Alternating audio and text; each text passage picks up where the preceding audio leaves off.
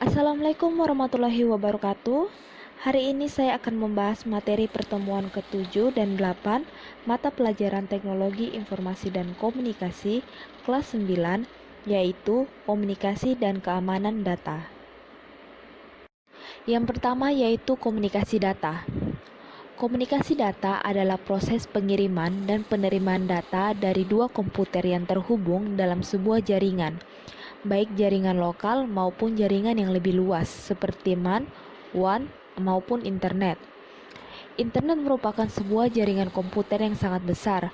Ketika terjadi pengiriman data antar dua komputer melalui jaringan internet, data yang dikirim tidak langsung sampai di komputer tujuan, melainkan harus melalui satu komputer ke komputer yang lain, dari satu jaringan ke jaringan yang lain, sampai akhirnya mencapai komputer yang dituju. Komunikasi data antar dua komputer dapat diibaratkan dengan mengirimkan surat atau paket ke tempat yang jauh. Ketika mengirimkan surat atau paket, kamu harus menuliskan nama dan alamat yang jelas. Nama penerima ditulis untuk mencegah agar surat atau paket tidak dibuka oleh orang lain yang mempunyai alamat yang sama dengan orang yang dituju. Sedangkan alamat ditulis untuk mencegah surat atau paket yang dikirim nyasar ke rumah yang salah. Ketika sebuah komputer mengirimkan data, sama halnya ketika kamu mengirimkan surat atau paket. Kamu juga tidak ingin agar data yang dikirimkan sampai ke aplikasi atau komputer yang salah. Jika dianalogikan dengan pengiriman surat atau paket, aplikasi dianalogikan dengan orang, dan komputer dianalogikan dengan alamat. Sama halnya dalam sebuah rumah, tinggal beberapa orang. Demikian juga dalam sebuah komputer terdapat beberapa aplikasi. Kamu tentu tidak mau data yang dikirim sampai di komputer dan aplikasi yang salah. Komunikasi data antara dua komputer dilakukan dengan menggunakan protokol-protokol.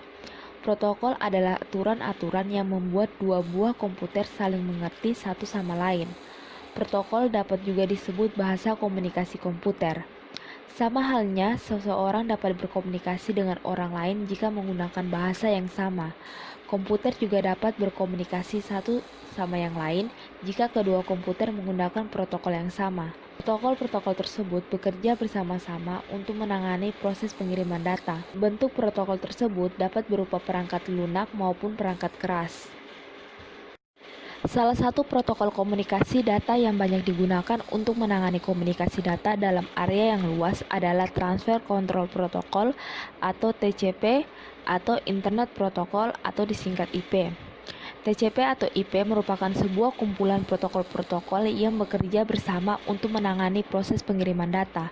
Setiap protokol mempunyai fungsi masing-masing dan secara keseluruhan dapat memastikan data yang dikirimkan sampai ke alamat dan aplikasi yang benar dan dalam keadaan tidak rusak. TCP atau IP mempunyai kelebihan, yaitu dapat mengkomunikasikan dua buah komputer yang berbeda jenis dan sistem operasi yang digunakan. TCP atau IP memungkinkan komunikasi antar komputer PC dengan Macintosh atau antar sistem Windows dengan Unix atau Linux. TCP atau IP terdiri dari 4 lapis kumpulan protokol atau biasa disebut layer, dan setiap protokol dalam setiap lapis mempunyai fungsi masing-masing. Keempat lapis kumpulan protokol yang ada di TCP atau IP dan fungsi masing-masing protokol sebagai berikut. Yang pertama yaitu application layer. Lapisan ini berfungsi sebagai interface atau antarmuka antara pengguna dengan data. Pada lapisan ini terdapat semua aplikasi-aplikasi yang menggunakan protokol TCP atau IP. Yang kedua yaitu transport layer. Transport layer berfungsi untuk mengandalkan komunikasi antara dua host atau komputer. Protokol yang ada pada lapisan ini adalah TCP dan UDP. Yang ketiga yaitu Internet layer. Internet layer terdiri dari protokol IP, ARP, dan ICMP. Protokol IP berfungsi untuk menyampaikan paket data ke alamat yang tepat. Protokol ARP berfungsi untuk menemukan alamat hardware dari komputer yang terletak pada jaringan yang sama. Adapun protokol ICMP digunakan untuk mengirimkan pesan dan melaporkan kegagalan pengiriman data sehingga data yang gagal dikirim akan dikirimkan kembali. Dan yang keempat yaitu Network Interface Layer. Lapisan ini berfungsi mengirimkan dan menerima data dari media fisik jaringan. Media fisik yang dimaksud dapat berupa kabel jaringan, serat optik, atau gelombang radio jika jaringan merupakan jaringan nirkabel.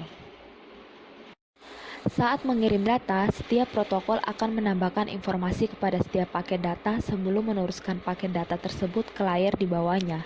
Informasi yang ditambahkan disebut header dan berfungsi untuk mengontrol pengiriman dan penerimaan data berjalan dengan baik. Header akan ditempatkan di bagian depan setiap paket data. Proses penambahan header disebut enkapsulasi. Salah satu tujuan jaringan komputer dan internet dibuat adalah agar dua komputer atau lebih dapat saling berbagi sumber daya termasuk data-data dan informasi. Oleh karena itu, akan sering terjadi komunikasi data dari satu komputer dengan komputer yang lain di jaringan lokal maupun internet. Kelancaran komunikasi data antara dua komputer jaringan tersebut untuk melewatkan data-data setiap waktunya. Kemampuan jaringan melewatkan data bergantung kepada lebar pita jaringan atau disebut bandwidth. Kemampuan jaringan untuk melewatkan data diukur dengan satuan bits per second atau bps. Artinya, berapa bit data setiap detiknya yang dapat dilewatkan dalam sebuah jaringan. Lalu lintas data dalam sebuah jaringan, baik jaringan lokal maupun jaringan internet, dapat diibaratkan dengan arus lalu lintas kendaraan di jalan raya. Makin lebar sebuah jalan, makin banyak kendaraan yang dilewatkan setiap waktunya. Jika kendaraan yang ingin lewat melebihi kapasitas jalan, maka akan terjadi kemacetan. Demikian juga halnya dengan lalu lintas data dalam sebuah jaringan.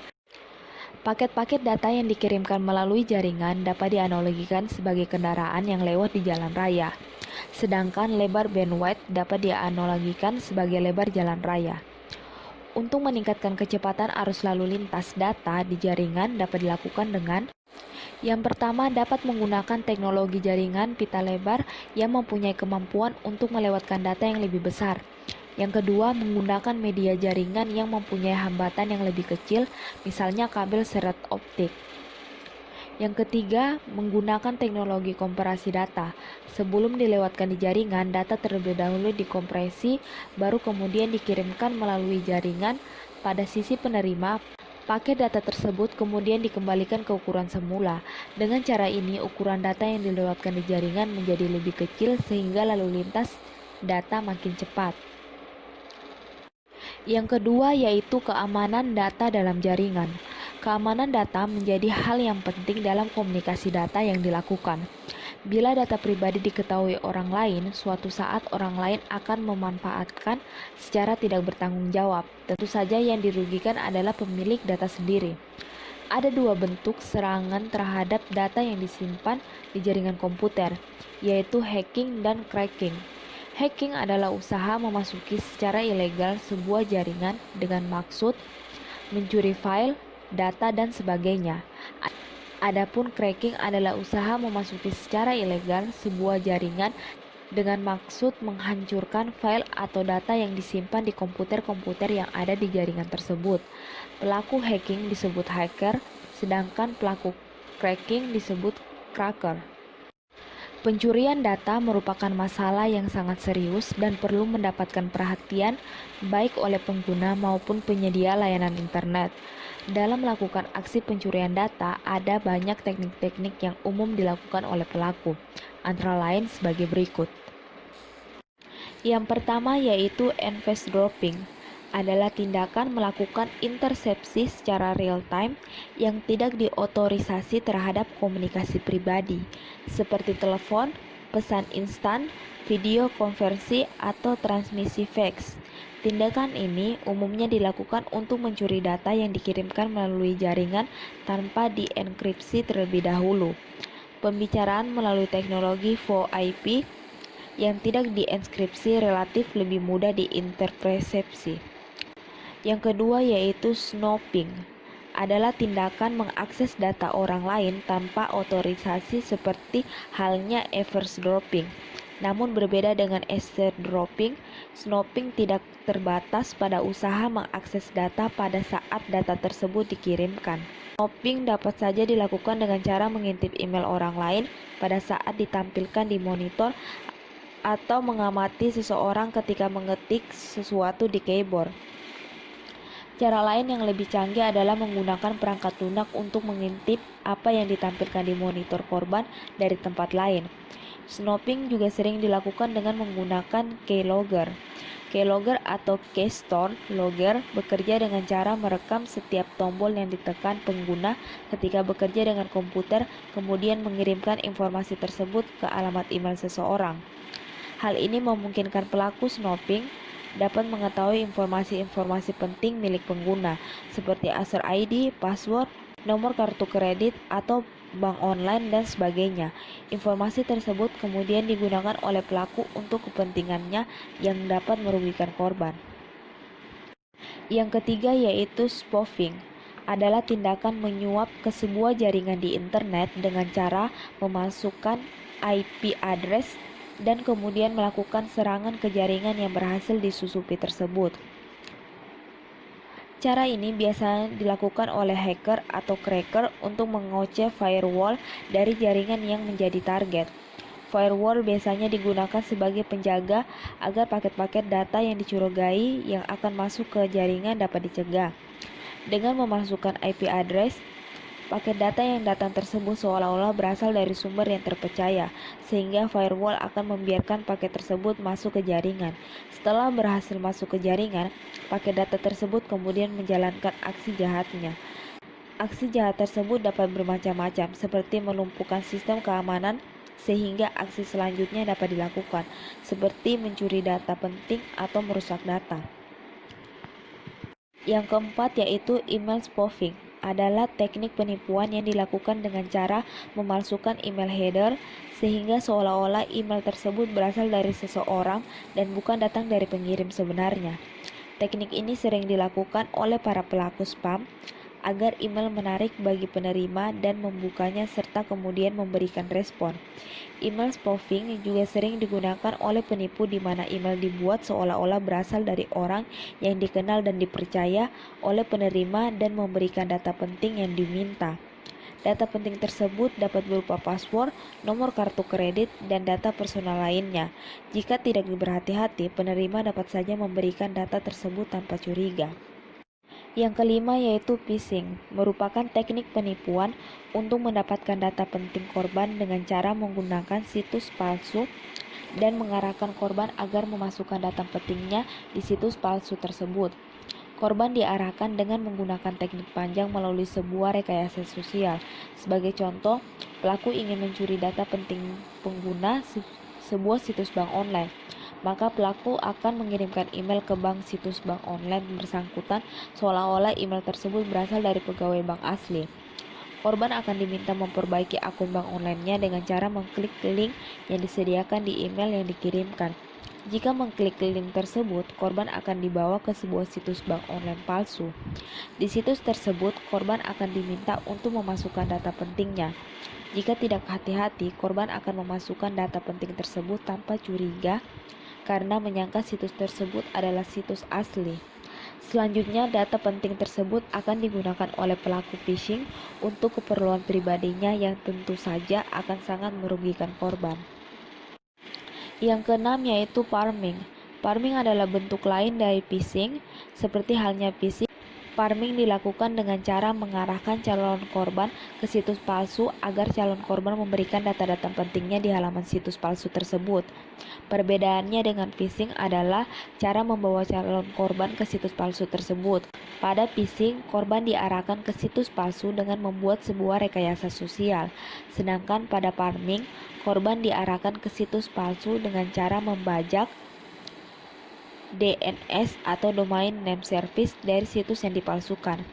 Hal ini akan membuat korban tidak sadar telah diantarkan ke halaman situs palsu dan tanpa curiga memasukkan data pentingnya di halaman situs tersebut. Pharming dapat dicegah dengan cara menginstal program anti-pharming di server dari situs yang bersangkutan. Penyertaan program anti-pharming di service web merupakan tanggung jawab dari masing-masing pemilik situs penyedia layanan online untuk melindungi pelanggan mereka dari pelaku pharming. Yang ketujuh yaitu cookies. Ketika mengunjungi sebuah situs, seringkali pengguna diminta untuk mengisi user ID dan password maupun data yang lain. Data ini kemudian disimpan di web server situs yang bersangkutan. Selanjutnya, situs tersebut akan mengirimkan kembali data tersebut ke browser pengguna sebagai cookies dalam bentuk file teks. Cookies tersebut kemudian disimpan di hard disk pengguna. Cookies berguna jika suatu saat pengguna tersebut mengunjungi situs yang bersangkutan. Pengguna tidak perlu memasukkan data seperti user ID dan password untuk login ke situs tersebut. Browser akan menggunakan data-data yang ada di cookies sehingga pengguna dapat langsung login. Hal ini dapat terjadi jika pengguna memberikan tanda cek di kotak cek Remember Me yang biasanya terdapat di halaman situs. Sejauh ini, cookies sebenarnya tidak berbahaya karena cookies bukanlah program yang melakukan sesuatu yang berbahaya seperti virus misalnya. Cookies berbahaya jika ada situs yang mengirimkan spyware yang bekerja membaca data yang ada di cookies dan menggunakan data tersebut untuk kepentingan pembuat atau pengirim spyware. Yang kedelapan yaitu spyware. Spyware dapat didefinisikan sebagai program mencurigakan yang diinstal secara diam-diam melalui web.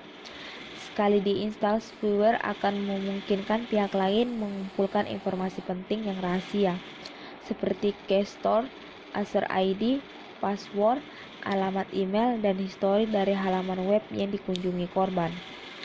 Yang kesembilan yaitu adware, merupakan bentuk lain dari spyware. Adware memata-matai aktivitas online dan belanja online dari korbannya, kemudian menampilkan iklan-iklan yang dianggap cocok untuk korban tersebut. Iklan-iklan tersebut akan muncul di layar komputer secara tiba-tiba dan sangat mengganggu aktivitas korban. Adware umumnya datang bersama program-program yang bersifat shareware atau freeware yang didownload dari internet secara gratis. Adware juga sering datang jika pengguna internet mengunjungi situs yang berbau pornografi maupun situs perjudian online. Aktivitas adware menampilkan pop-up dalam bentuk iklan di jendela browser kecil dapat dicegah dengan cara mengaktifkan fungsi blokir pop-up pada browser. Browser seperti Internet Explorer dan Firefox Mozilla sudah dilengkapi dengan fungsi ini. Dan yang ke-10 yaitu browser hijackers atau pembajak browser, merupakan bentuk lain dari spyware yang dianggap lebih berbahaya. Browser hijackers mengubah pengaturan browser seperti pengaturan homepage dari browser atau halaman web yang ditampilkan di browser pada saat browser dijalankan dengan halaman web yang diinginkan pembajak. Browser hijackers juga dapat menginterupsi pencarian informasi yang dilakukan dengan mesin pencari dengan cara menampilkan hasil pencarian dari mesin pencari pembajak bukan dari hasil pencarian mesin pencari yang digunakan korban. Bahkan kadang-kadang browser hijackers akan mengalihkan halaman situs yang ingin ditampilkan korban di jendela browser ke halaman situs tertentu, seperti situs yang berbau pornografi. Untuk menjaga keamanan data pada saat data tersebut dikirim dan pada saat data tersebut telah disimpan di jaringan komputer, dikembangkan beberapa teknik pengamanan data. Berikut ini beberapa teknik pengamanan data yang ada saat ini. Yang pertama yaitu firewall. Firewall digunakan untuk memisahkan sebuah jaringan komputer dengan jaringan internet. Firewall berfungsi untuk menyaring data yang masuk dan keluar jaringan. Dengan demikian, pihak-pihak luar tidak dapat mengakses data yang disimpan di komputer-komputer yang ada di dalam jaringan. Teknologi ini membuat data yang disimpan di dalam jaringan menjadi relatif lebih aman. Yang kedua yaitu kriptografi. Adalah seni menyandikan data. Data yang akan dikirim disandikan terlebih dahulu sebelum dikirim melalui internet. Di komputer tujuan, data tersebut dikembalikan ke bentuk aslinya, sehingga dapat dibaca dan dimengerti oleh penerima. Data disandikan dengan tujuan agar apabila ada pihak-pihak yang menyadap pengiriman data, pihak tersebut tidak dapat mengerti isi data yang dikirim karena masih berupa kata sandi. Dengan demikian, keamanan data dapat dijaga. Ada dua proses yang terjadi dalam kriptografi, yaitu proses enkripsi dan proses dekripsi. Proses enkripsi adalah proses mengubah data asli menjadi data sandi. sedangkan proses dekripsi adalah proses mengembalikan data sandi menjadi data aslinya. Data asli atau data yang akan disandikan disebut plain text. Data hasil penyandian disebut dengan ciphertext. Proses enkripsi terjadi di komputer pengirim sebelum data tersebut dikirimkan. Adapun proses dekripsi terjadi di komputer penerima sesaat setelah data diterima sehingga si penerima dapat mengerti data yang dikirim. Yang ketiga yaitu Secure Socket Layer atau SSL. Jalur pengiriman data melalui internet melalui banyak transaksi dan dikuasai oleh banyak orang. Hal ini menyebabkan pengiriman data melalui internet rawan oleh penyadap. Oleh karena itu, browser dilengkapi dengan SSL yang berfungsi untuk menyandikan data. Dengan cara ini, komputer-komputer yang berada di antara komputer pengirim dan penerima tidak dapat lagi membaca isi data. Berdasarkan hasil penelitian, tidak ada jaringan komputer yang benar-benar aman dari serangan hacker, cracker, spam, dan virus komputer. Yang dapat dilakukan adalah menjaga jangan sampai jaringan tersebut mudah ditembus sambil terus berusaha meningkatkan sistem keamanan data dan jaringan. Teknologi-teknologi di atas dibuat hanyalah untuk mengurangi risiko yang mungkin terjadi. Demikian penjelasan materi untuk pertemuan kali ini. Untuk materi pada pertemuan berikutnya akan dilanjutkan di next video. Terima kasih. Wassalamualaikum warahmatullahi wabarakatuh.